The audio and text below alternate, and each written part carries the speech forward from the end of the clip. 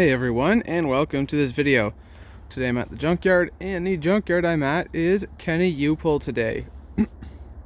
In front of me is a 2000 GMC Jimmy. Now this seems to be an SUV that's gone, but everyone wishes would come back. And I can see why. We'll go through some reasons why I can see that. So, under the hood of these is a 4.3 liter V6. The vortec V6. It made, I think, about 200 or 220 horsepower. And, well, aside from head gasket failures this one sometimes, it wasn't a bad engine. And it wasn't overcomplicated. It was a fairly simple car, or SUV, and it was a proper SUV. It had selectable four-wheel drive. This one is a four-wheel drive. You could also get it in two-wheel drive, and two-wheel got you rear-wheel drive. And some things I don't like about it personally is this chrome cladding you could get, but that's easily removed. But next we'll go on to the interior. Heated seats, comfy seats, nice quality leather. The interiors were a little cheap, but not as cheap as the new stuff today. This one here, I can't tell the mileage on it, but they had a 4L60E transmission, which is not a great transmission, but paired with a vehicle like this, it wasn't a bad one.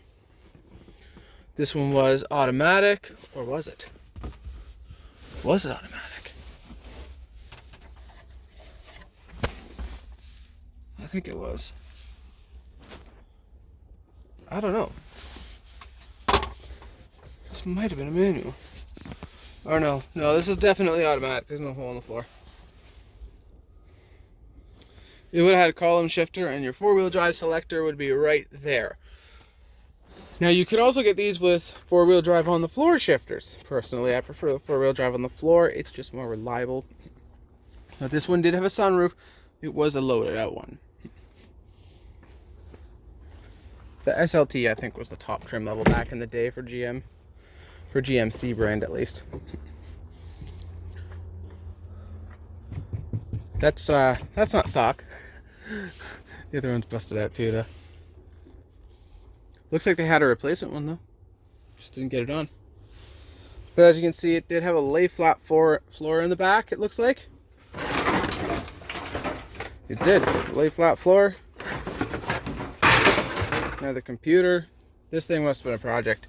But, black headliner.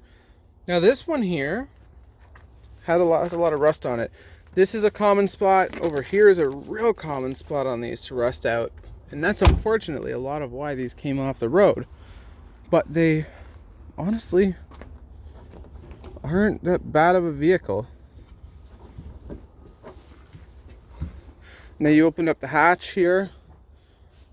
It was a hatch or a glass hatch, I believe. But you could also get it where it was a tailgate and a hatch too, I think. Could be wrong, and that might only be available on a Chevy. Tell me, guys, was there availability of a hatch and tailgate, or just a hatch and a hatch? Now another good thing about these, solid rear axle. Reliable, simple, not as good at ride quality as independent, but the axles were a lot stronger. Now these did have a few issues, like frame rot. And underneath all this plastic cladding, it loved to rot out. But you know what? That's typical 90s, mid-2000s GM. All the cars rotted out underneath the plastics. Four-wheel disc brakes, of course. And looks like it has a newer-ish alternator. But this one here definitely ran its course. It's pretty rough. In red paint with this clear coat peel, it's a very common occurrence. But yeah. If they would bring these back, they would sell. They would sell good too.